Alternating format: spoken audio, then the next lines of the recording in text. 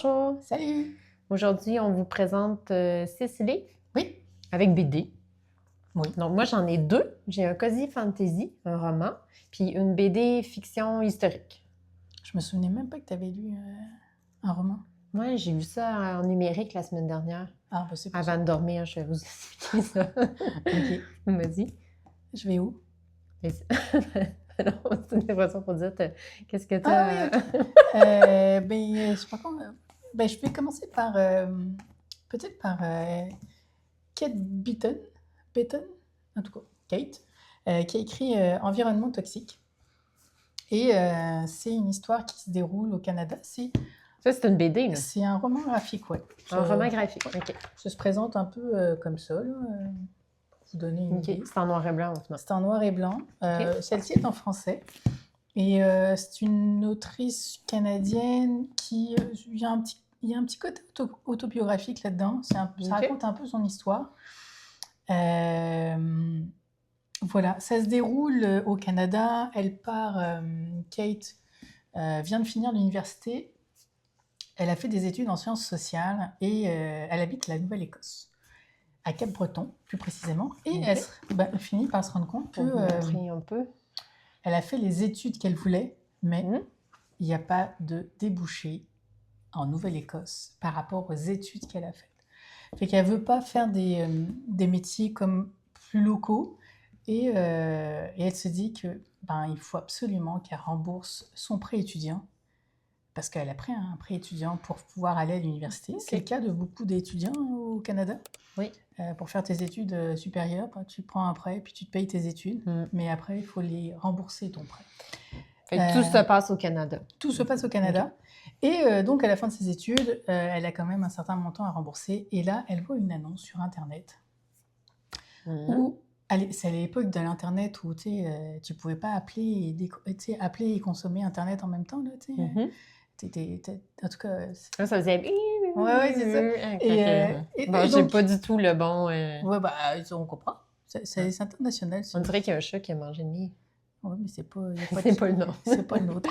Fait que ça, c'est emprunté. Oui, Ouais. excuse-moi. Et donc, oui, c'est un livre emprunté à la bibliothèque. Mais surtout, donc elle voit une annonce qui lui dit qu'elle peut faire fortune dans une entreprise des sables bitumeux en Alberta. OK. Et donc, elle va s'en aller en Alberta, travailler dans une entreprise qui exploite les sables bitumeux. Alors... Fait que là, elle travaille pas du tout dans qu'est-ce qu'elle a non, étudié. elle travaille pas du tout dans les sciences sociales. Et là, c'est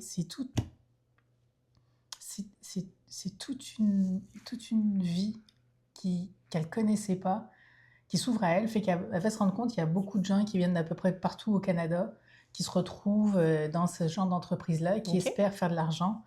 Et dans ce genre d'entreprise, en tout cas moi je les connais pas, mais de ce que j'ai compris à travers ce livre, c'est que les gens ils quittent leur famille. Et le Canada, c'est immense. Hein. Fait que quand tu t'arrives là, en Alberta, mais que tu habites à Halifax, tu as vraiment beaucoup d'heures avant de te rendre chez vous. Puis c'est pas... pour certains, ils sont obligés de prendre l'avion, etc. Mais les gens se retrouvent plus ou moins dans un environnement tout seul, au-delà de tout ce qu'ils connaissaient. Dans le et fond, ils vivent dans des camps. Elle va habiter Ouais. dans un coin reculé pour faire des trucs de sable. Bitumeux, pour gagner son argent. Dans une entreprise. Dans une entreprise. Puis là, ça se passe mal, d'où environnement toxique. C'est ça. Oui, c'est ça. Mais l'affaire, c'est que quand on parle d'environnement toxique, je pensais à tout à fait autre chose. Mais tout l'environnement fait que tout l'environnement de ces entreprises-là génère des comportements toxiques. Oui, toxiques, des genres de comportements que les gens n'auraient peut-être pas s'ils étaient restés chez eux, dans là où ils habitaient. OK. Parce que ils se retrouvent seuls, ça fait des années qu'ils sont là, puis il n'y a rien d'autre à faire. Tu sais. C'est des petites villes qui se trouvent à côté avec des locaux. Les locaux, ils aiment leur vie là où ils sont, mais dans les entreprises là où les gens arrivent et travaillent, ils vivent dans des camps, ils ont une mini-chambre, il ne se passe rien. Je veux dire, tu sais, ils font juste travailler. Ils sont vraiment isolés. Ils sont isolés. Ils ont très peu de jours de congé, ils peuvent travailler 12 heures, Mais ça, c'est 12 jours vraiment, c'est d'affilée. sa vie pour de vrai, C'est sa là. vie, c'est la Ok, vie qu'elle a traversée à ce moment-là. ok. Et, Je l'ai pas lu. et, Ok. et en tout cas, moi, je vous conseille de le lire parce que c'est intéressant. Quand vous connaissez pas ce genre de choses, Ok. ça va au-delà de l'environnement toxique, ça va au-delà de ce que tu peux te poser comme question, et c'est intéressant. Voilà. Donc, ça t'a quand même marqué. Moi, Une ça m'a lecture. marqué. Ouais. Parfait. Vraiment, vraiment, vraiment. Tu me conseilles de le lire. Ben moi, oui. J'ai essayé de trouver le temps. C'est ça. Ok. Tu as plein de choses, tu lis plein de choses. Oui. Fait que J'ai voilà. beaucoup de lectures dans ce sens. Cozy Fantasy. Donc, je vais parler de ça. Oui, on fait ça tout à fait Donc autrement. complètement d'autres choses. Mon premier roman de Cozy Fantasy, je ne connaissais pas. Je sais Ok. que c'est assez populaire, mais je ne sais pas trop. Je sais pas ce que c'est que la cozy fantasy. En fait, Cozy Fantasy, c'est... Cozy, c'est, tu sais, les jeux vidéo, c'est il y a relax, comme ouais. une mode. Fait que, Ouais. dans le fond, c'est relax. Fait qu'il n'y a pas de... La relax fantasy. Ouais. Ouais, c'est ça. Ok. Tu sais. Ouais. Fait que dans le fond, c'est pour ça que ça me prenait pas trop la tête, puis je lisais ça avant de dormir. Ok. Hein. Puis, moi, ce que j'ai lu, c'est l'encyclopédie féerique d'Emily White de Heather Fawcett. Fawcett? Je ne sais pas trop comment ça se prononce. Alors là, Je l'ai mis ici. Puis Heather l'éditeur, ouais, je ne sais pas. Puis l'éditeur, c'est Sabran. Voilà. OK. Puis, dans le fond, on suit l'aventure d'Emily.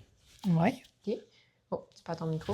D'Emily Wilde, puis c'est, dans le fond, une prof à l'université de Cambridge, en Angleterre. Et c'est un monde de fantaisie parce qu'il existe plein de fées sur la Terre. Ok. Plein de sortes. Mais là, l'affaire, c'est que tu penses, des fées, c'est cosy. Mais c'est cosy fantasy, mais il y a quelques fées... mais en Qui fait, sont pas cosy. Non, ils sont quand même assez cruels, puis ils sont pas gentils. Fait que dans le fond, Émilie s'en va dans le Nord Ok. pour étudier les fées. Puis faire une encyclopédie, au final.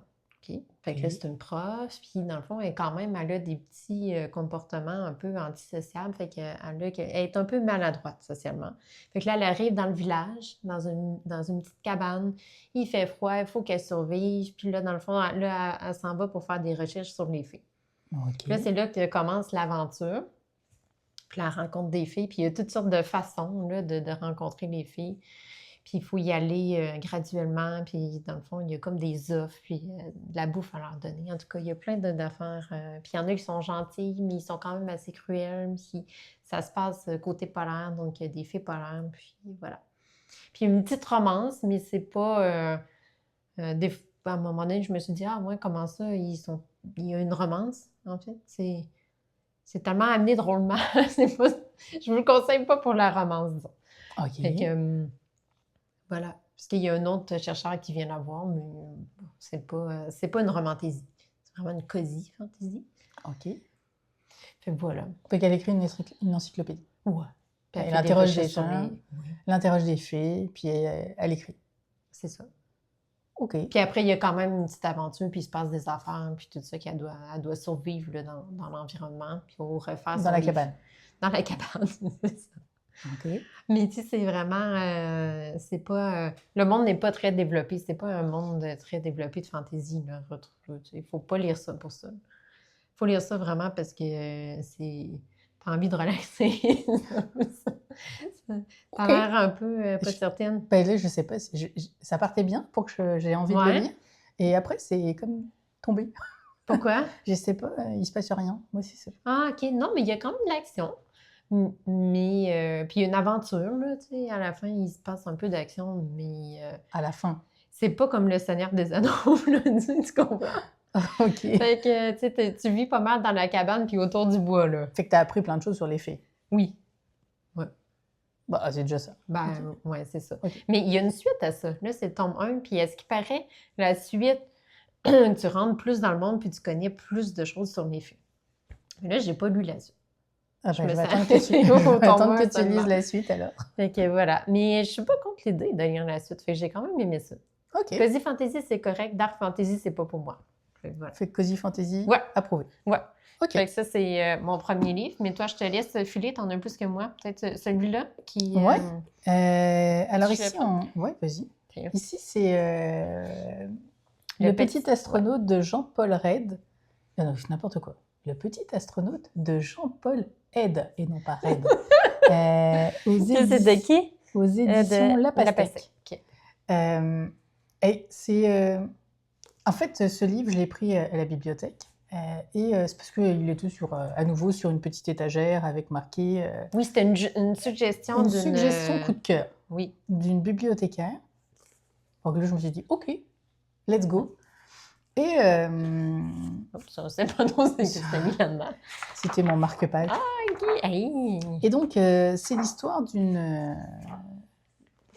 En fait, c'est raconté à travers une jeune fille qui... de me montrer une page un peu... Voilà, okay. C'est raconté à travers l'histoire de cette jeune fille que vous voyez aux cheveux roses et qui retourne dans le quartier où elle a grandi quand elle était plus jeune. Okay. Et sa maison est en visite libre, parce que ses parents ont déménagé, sa famille a déménagé. Et la maison est en visite libre, fait qu'elle a des souvenirs.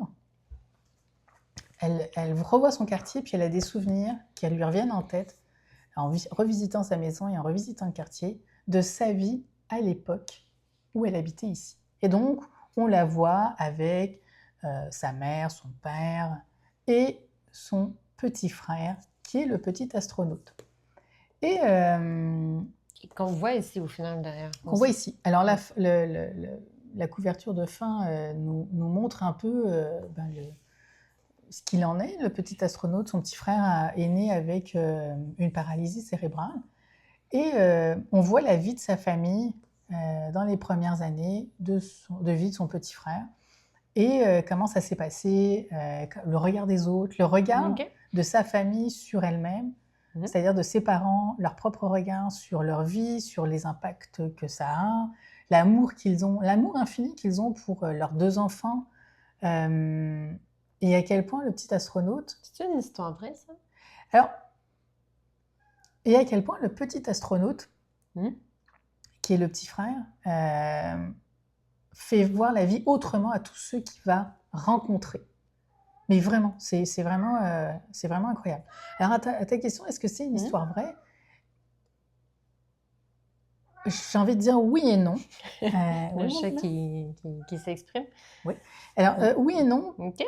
En fait, l'auteur, c'est en partie une histoire qui touche infiniment l'auteur, parce que c'est quelque chose qu'il vit avec sa propre famille. Mais ce qu'il a voulu faire, c'est ce que l'auteur Jean-Paul Ed a voulu faire. Alors, c'est rencontrer tout un tas de familles, tout un tas de gens qui sont dans l'accompagnement des enfants avec différents handicaps. Il a interrogé tout le monde, il a recueilli plein de témoignages, et il en a fait une histoire. Et il en a fait une histoire qui n'est pas forcément la sienne à lui, mais qui pourrait être la sienne, ou qui pourrait être l'histoire de pas mal de gens. Le chat, excuse-moi, le chat a perdu la voix. Le chat s'est invité dans la vidéo. Dans la vidéo. Bon. Et donc voilà, c'est tout ça pour dire que c'est pas de sa vie, mais dans le fond, c'est un sujet qui le touche. C'est un sujet qui le touche, okay. Et il vous le dit à la fin. Il dit « Cette histoire, bien que fictive, m'a été inspirée par des thérapeutes, des éducatrices, des parents, des enfants et des amis qui se reconnaîtront peut-être. Mon fils a aujourd'hui 20 ans. Il vit avec une paralysie cérébrale. C'est un garçon heureux. Ce livre est dédié à Mathilde, la grande sœur qui espère tous les petits frères quand ils viennent au monde. » Et je ne peux pas vous le montrer, là, mais bon, bref, voilà la photo de ses enfants. Mais c'est un livre, c'est touchant, cette histoire-là? C'est vraiment touchant, j'ai versé ma petite larme, je vous le dis. Okay. Fait que c'est touchant. Fait que à recommander aussi. À recommander, pour ma part. OK. Voilà. Je te laisse aller avec ton chat et ton livre. Oui, à chaque fois qu'on s'assoit ici, c'est quelque chose. OK. Moi, prochaine lecture, c'est Katia. Ah oui, on change encore. Oui, c'est fiction. Historique. Ah, OK, fiction? Oui. Je pensais que ça a été une histoire vraie. Oui, moi aussi, ça a l'air vrai. C'est ça que je pensais. Mais c'est une histoire de Antoine Schiffer. je sais pas trop si on prononce le S, mais c'est qu'il a regardé un reportage en Tchétchénie en 1998. OK. Puis on voit au final la vie de Katia, qui recherche sa fille disparue. Katia ou Katerina? Ah oui, Katerina. Je les mêle tout le temps, Katia et Katerina. Faut savoir, je suis pas très bonne dans les noms. Hein. Le chat est proche de tomber. Donc, j'ai vraiment beaucoup apprécié la BD. L'histoire, c'est que, dans le fond, dès le début, Katia elle va rechercher sa fille dans une période de guerre. Mais moi, j'ai trouvé ça très touchant. Ça m'a beaucoup émue parce que, d'un, l'histoire, mais de deux aussi, les images. C'est des dessins qui sont doux, puis en même temps, plus tu commences à lire la BD, plus tu vois un peu c'est quoi l'histoire, plus les couleurs font en sorte que ça devient froid et touchant. Ah, intéressant. Tu sais, il y a comme de la couleur, tu te dis, ah, tu sais, c'est comme, ça fait cute, puis oh non, Ça l'est pas. Non. Non, ben, en même temps, l'histoire de la Tchétchénie, c'est... Non, c'est vraiment... en fait, c'est très percutant, très touchant, puis ça amène un certain vide, puis elle cherche sa fille, mais elle n'a jamais vraiment de réponse. OK. Ça amène le fait que la guerre, ça continue, le désastre continue. Même quand c'est fini. Même quand c'est fini. C'est un peu ça l'histoire. OK, bon. Fait que... Voilà. Les dessins qui... Touchant. Oui, c'est ça. Ça permet de vraiment bien... je sais pas, s'immerger ou dans l'histoire, mais avec les dessins aussi. En tout cas, j'ai vraiment beaucoup apprécié cette BD. OK, Je pensais vraiment que c'était une histoire vraie, mais... Tu sais que c'est aussi une BD qui a été recommandée hein, à la bibliothèque. Ah ouais? Ils font des belles recommandations. Nous, on va tout le temps dans le coin recommandations quand on va chercher nos BD. Exact. Oui, il est super calme. Fait que voilà, mais ça, vraiment une lecture que je vous recommande, que j'ai vraiment beaucoup appréciée. Super. Et ben là, on va rechanger totalement de style. Oui. Et on va partir sur Sub-Zero. Ouais. Sub-Zero, je ne sais pas comment on se dit. C'est Jounpur. En tout cas, bref, c'est une autrice. Ouais. Et l'éditeur, c'est qui? Coda. Albin Michel, OK.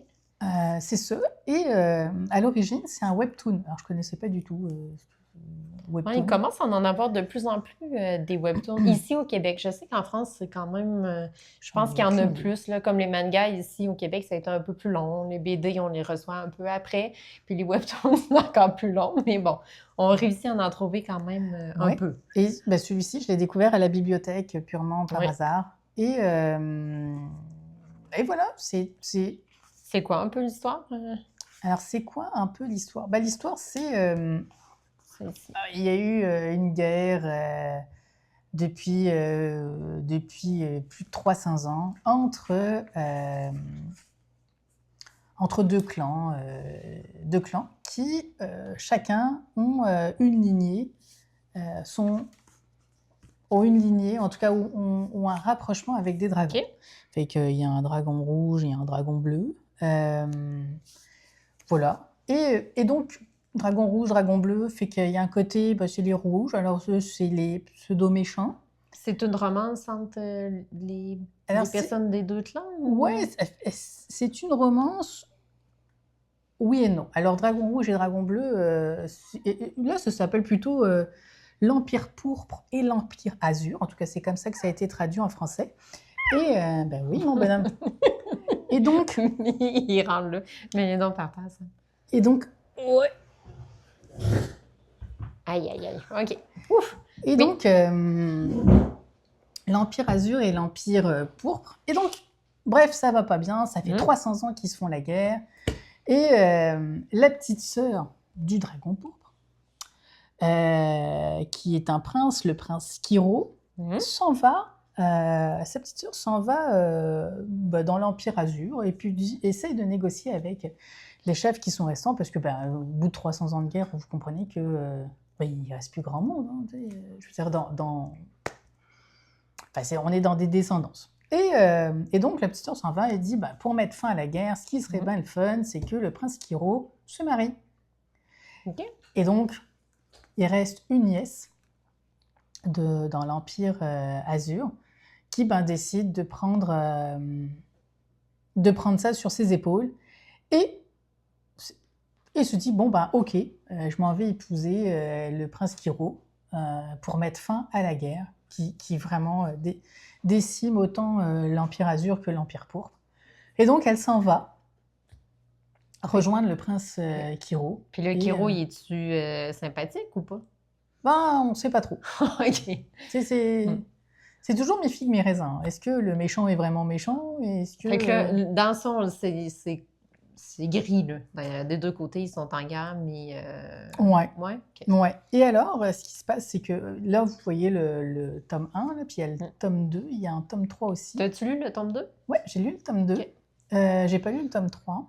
Non, il sort bientôt au Québec. Ouais. Il n'y a pas de date, mais... Oui, c'est ça. Mais là, l'affaire, c'est que j'ai voulu faire ma maline et aller regarder le webtoon, tu sais. Mais il est en anglais.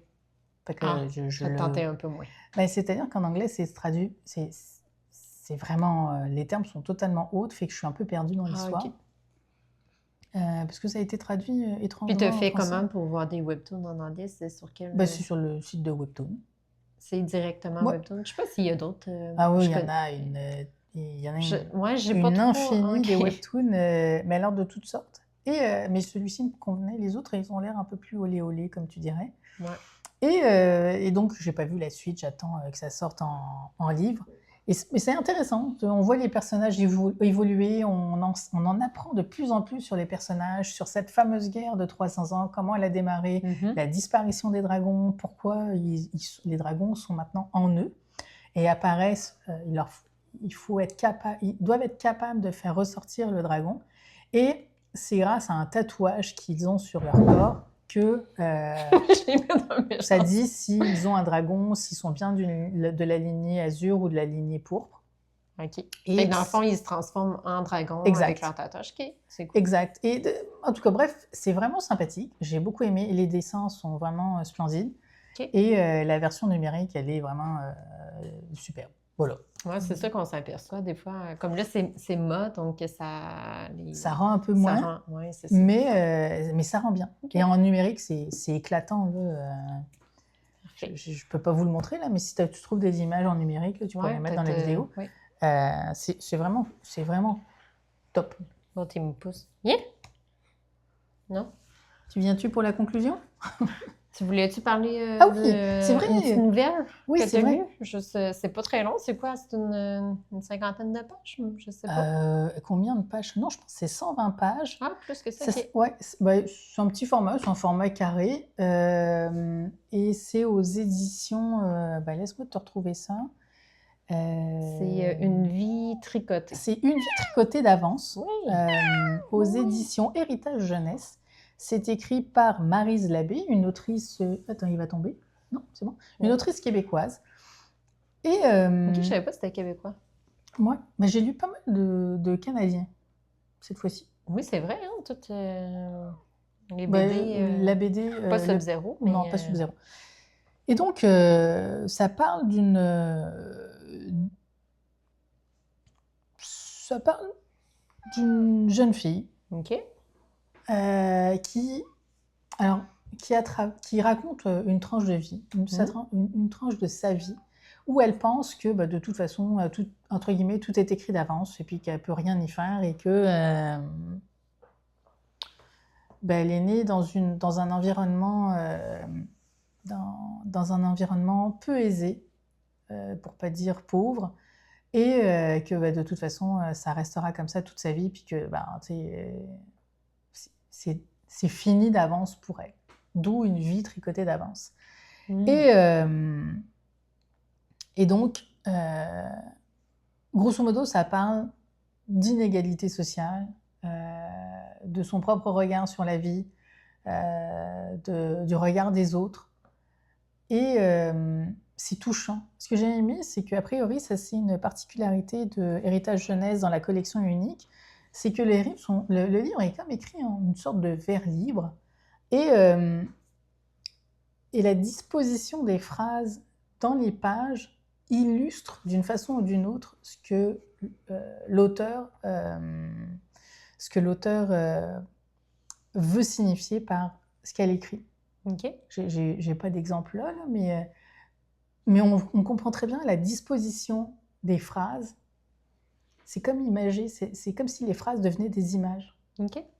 En tout cas, c'est vachement intéressant et j'ai beaucoup aimé. Des fois, ça. les petites nouvelles comme ça, c'est... tu sais, on passe à côté, mais des fois, il y a des textes qui sont intéressants aussi. Ouais, c'est ça. Puis, Les lectures moins longues. ouais, et Fait que c'est à recommader. c'est à recommander. Et Ok. ça aussi, ben, ça faisait partie des recommandations que j'ai eues de la bibliothèque. Ok. Fait que c'est ça. C'est bien. C'est vraiment cool. En même temps, on peut vous en parler, puisque souvent, tu sais, on voit les mêmes livres passer, fait que j'aime bien, je sais pas, tu sais, lire des trucs Un peu différents. un peu différents, puis faire une petite diversité dans nos thématiques, puis vous présenter des choses qu'on voit peut-être un peu moins, donc ça... C'est ça. Puis ça, c'est bien. une vie tricotée d'avance, c'est plutôt jeunesse. Ok. Je trouve ça intéressant à mettre entre les mains d'une ou d'un ado, parce que ça peut ça peut parler à l'ado. OK. Ça peut parler à l'adolescent ou parler à l'adolescent que vous étiez. Puis de permettre de voir la vie autrement, la vie autrement, mais sans le côté fais quasi rien et tu auras plein d'argent. C'est pas ça du tout. OK. Oui, on vit des difficultés, mais on n'a pas besoin de renier ces difficultés-là. OK. On peut aussi les accepter, puis essayer de voir comment faire autrement quand on n'a pas beaucoup de moyens, c'est ça? En fait, c'est comment voir tous les chemins qui s'offrent à nous plutôt que le seul chemin qu'on pense avoir. Et c'est ça que je trouve intéressant dans ce livre-là. OK. Et plutôt de te sentir pris dans ton cadre, c'est de voir d'autres façons de... Il y a une multitude de chemins. Grosso modo, c'est ça que je retiens de ce livre-là. C'est l'ouverture sur la multitude plutôt que vers ce que l'on pense être déjà tracé d'avance. OK. Intéressant. Voilà. J'ai full aimé tout ça. Il me tape la jambe. OK. Fait que ça serait tout? Ouais. Hein? Fait qu'il y avait l'encyclopédie féerique d'Emily Wilde. Ouais. Il y avait Environnement toxique. Ouais. Vraiment cool. Après la BD Katia. Katia avec Katerina. Oui. Après Sub-Zero. Sub-Zero et Une vie tricotée d'avance. On espère que tout ça vous a plu. Et puis, on vous dit à la prochaine. À bientôt dans une nouvelle vidéo. Bye bye. Salut!